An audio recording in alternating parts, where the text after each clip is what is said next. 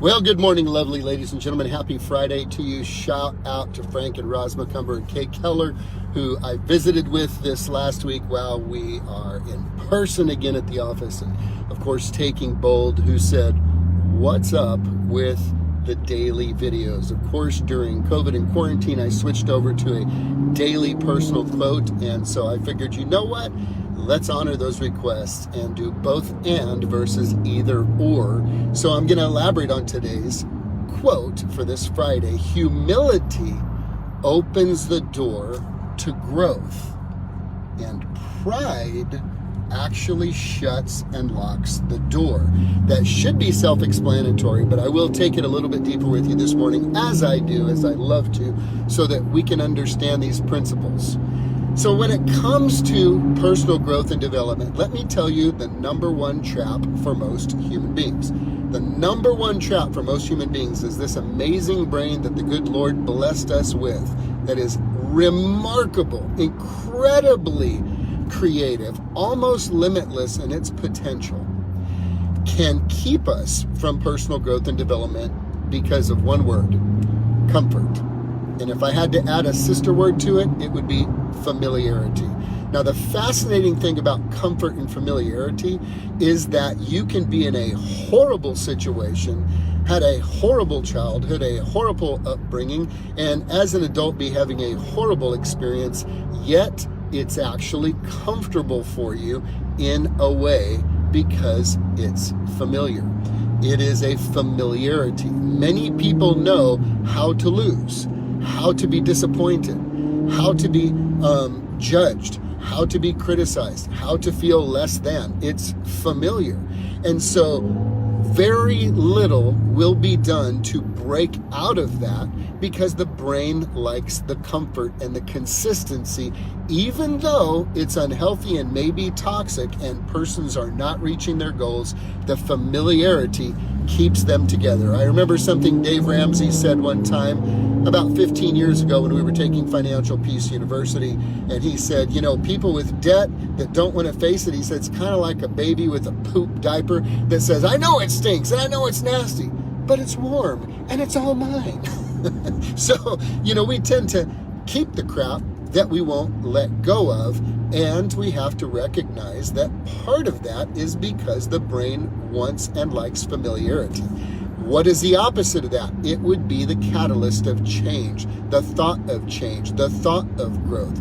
Many people were raised where more was caught than was taught, and maybe depending on a person's faith or religious background, they may have equated people who have abundant finances with being bad or not being godly or maybe taking advantage of other people. The kind of things that you hear. You see a Lamborghini drive by and someone in the family goes, "Ay, mira, look, they're probably stealing from people. Pray for them." Well, that gets in a kid's head when it comes to wealth and abundance. So as we begin to explore, we recognize that money is good for the good it can do. As an example, as Zig Ziglar said, money isn't everything, but it ranks right up there with oxygen in the gotta have it category. And Zig turned that conversation around in my head as I attempt to change in others by stating this around, let's say, abundance and wealth as an example. He said, you can have anything in life you want if you will just help enough other people get what they want. Do you see? He ties abundance of income and wealth to abundance of service. The more people being served, the more income available. Does this make sense? So now the conversation can be different. The conversation can change. Now, when you see a Lamborghini drive by, you can tell your kids, ooh, look at that. You see that lady driving that Lamborghini? She must help a lot of people. I bet she serves a lot of people. Maybe she runs a company and an organization and is a great servant leader. She must be helping a lot of people. And then now you get to change the narrative to where your kids or grandkids are raised, recognizing that wealth many times comes from an abundance of service. More people being served, more wealth. So when we talk about personal growth and development and say that humility opens the door to growth, the reason humility opens the door to growth is very simple, because a person recognizes there is more that I could learn. I don't know it all. I don't know everything I need to know. I may be doing my best. Another trap, We've all been told by people who love us, just do the very best you can. Nobody can expect more of you. Just do your best. No one can expect more of you than your best, your very best. Well, that's bad advice and it's wrong.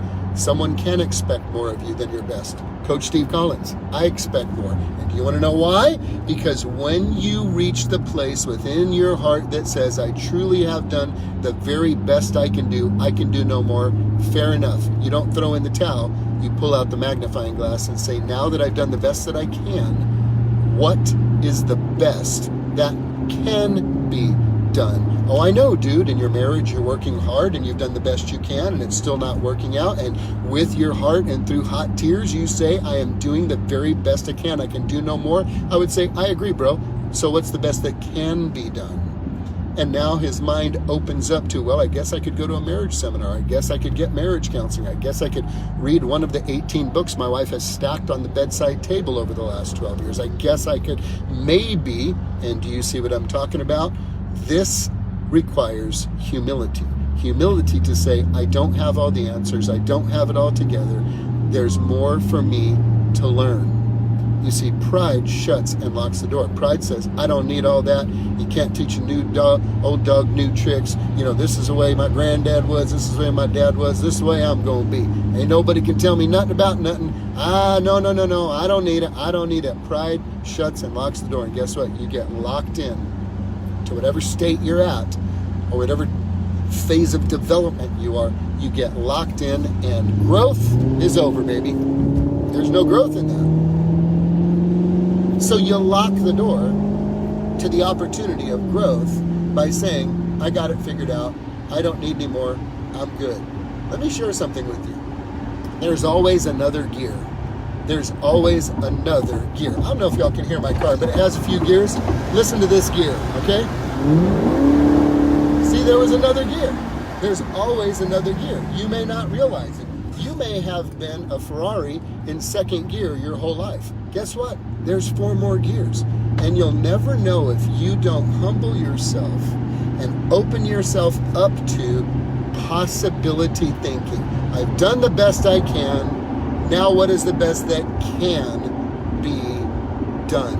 I challenge you this Friday to ask yourself that question in areas that you feel you have maxed out your very best and you're still not getting the results that you want. In any area of your life, use our wheel of life as a guide, the spokes on that wheel. It is your spiritual well-being, your personal growth and development, your finances, your career, your interaction with technology, how it affects those around you, your physical well-being, your marriage, your parenting. Which one of these areas do you complain about the most? Because the area of your life you complain about the most tends to be the area that needs the most work. And if you can say from the bottom of your heart, I truly am Coach Steve, I'm doing the very best I can do no more, I will agree with you. You probably can't do any more, and you probably are doing your best. Now ask yourself, what is the best that can be done? You could be 3 Google clicks away from changing your life if you open yourself up to the fact that if you would just humble yourself, there are more resources and relationships available to move you down the line. So I close with what I began with today, as I'm excited to begin these driving videos one more again. And I thank you, Roz and Frank. Thank you, Miss Kay, for encouraging me to get back into it again. I am ready like Freddy, and it's on like Donkey Kong for the daily videos again. Humility opens the door to growth. Pride shuts and locks the door. I hope you choose today to open the door, humble yourself, and be willing to learn. Because guess what? There are people connected to you in your life whose breakthroughs are directly connected to your breakthroughs. Your failings and weaknesses and inconsistencies will be passed on to them just like your victories will. Everybody have a great Friday. Talk to you soon.